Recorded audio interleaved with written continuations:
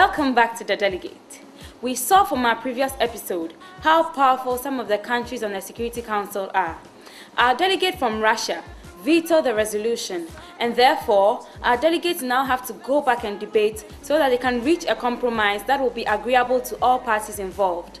Let's see how the debate proceeds.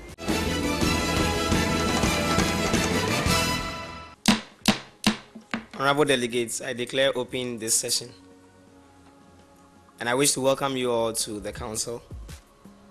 After last session's elaborate discussions and debates, I'm sure that behind the scenes you've consulted with your capitals to find out the way forward for our discussions on the situation in Darfur. I wish to invite delegates to propose the way forward for our discussions.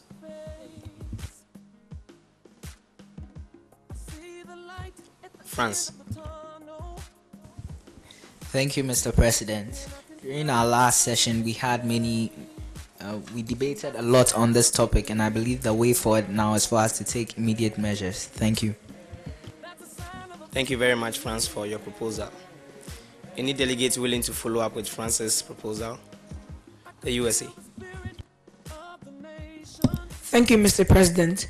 The US believes that countries should take a look at the situation in Sudan from a different perspective to be able to impose sanctions upon Sudan. And secondly, countries should make putting an end to gross human rights abuse their main priority. Thank you very much. On that note, are there any delegates who would want to table a motion for discussions? Bosnia and Herzegovina. Thank you, Mr. President. From all that has been said from the delegates, I move that there be a 1 hour unmoderated caucus to discuss and come out with a resolution to help the people of Darfur. Anyone to second the motion? The UK. Thank you, Mr. President. I second this motion in order to enable delegates to be able to go into an unmoderated caucus to discuss and come out with a solution. Thank you. Anyone against the motion? Seeing none, I declare this session suspended for 1 hour unmoderated caucus.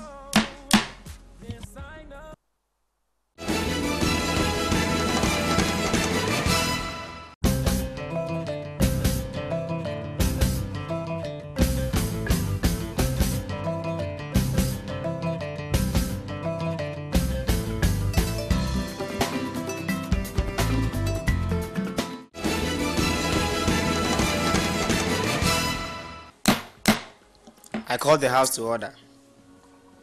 I welcome you back from the unmoderated caucus. I have information that we have 2 draft resolutions coming before the House. May I invite the representative from the first draft, being sponsored by China and Russia, to present their draft. Thank you, Mr. President. The Security Council, alarmed by the fact that war has broken out in the Darfur region of Sudan, fully aware of the lack of health and education facilities in refugee camps in Sudan, bearing in mind that the difficulties faced by neighboring countries of Sudan to accommodate the Sudanese refugees, gravely concerned at the fact that people, especially women and children, in the Darfur region of Sudan die every day, urges member states to aid in the development of women, in the development and empowerment of women in Sudan, supports the government of Sudan in its decision to create more human rights laws, expresses its hopes that peace will prevail in Sudan soon, expresses its appreciation to the neighboring countries of Sudan for their tireless efforts to accommodate the Sudanese refugees, calls upon the Sudanese government to disarm and persecute all guilty people involved in terrorism in Sudan. Thank you, Mr. President. Thank you very much, delegate from China. May I invite the rep from the second group to present draft 2? Thank you, Mr. President. The Security Council, recognizing the fact that genocide is taking place in Sudan, fully alarmed by the number of people who have lost their lives and many people who have been displaced. Deeply concerned by the problems neighboring countries face due to the constant inflow of refugees. Alarmed by the complaints of refugees that the militia still come to their camps to harm them. Having devoted attention to the fact that the economic growth of Sudan has been reduced drastically. Realizing that there are actually several rebel groups fighting the government. Taking into account that the Sudanese citizens are implicated in the violence.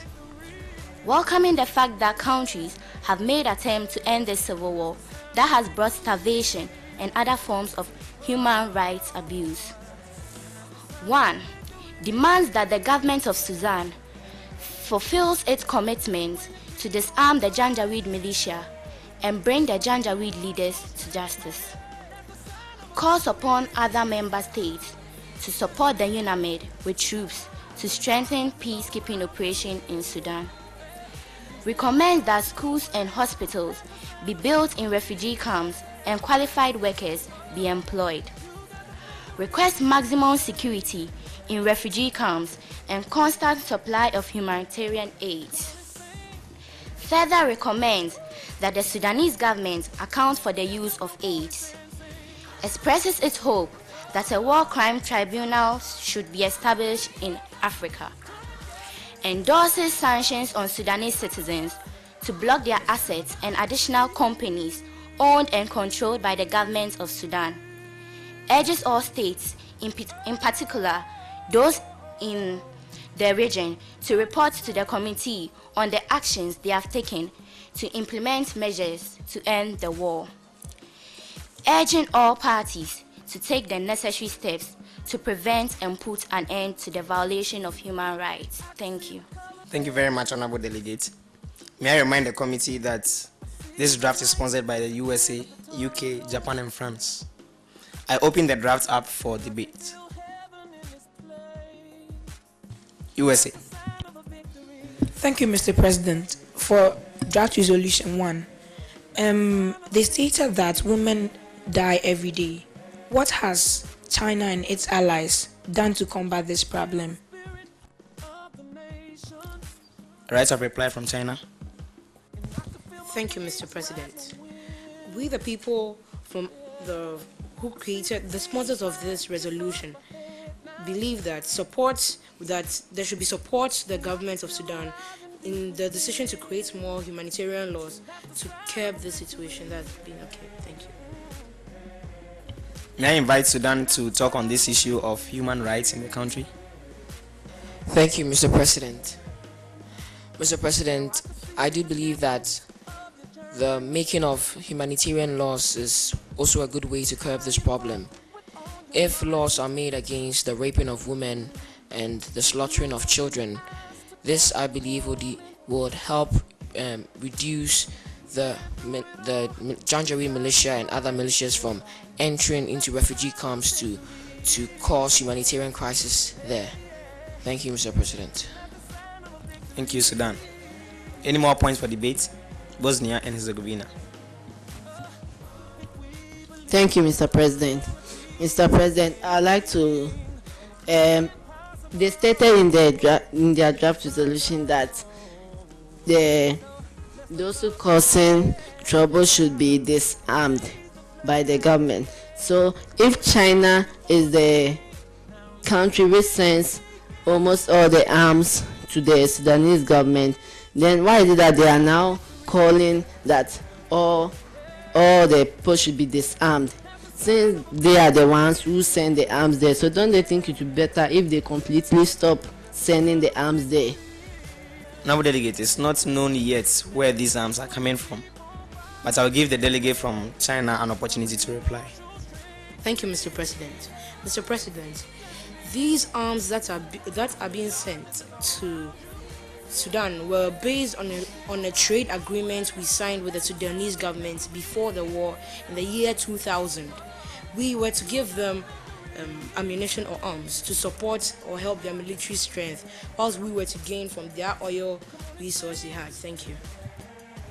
So is China's position that these arms are not purposely for the war? Thank you. Any more points of debate? And I would want delegates to address specific issues in the draft. Brazil.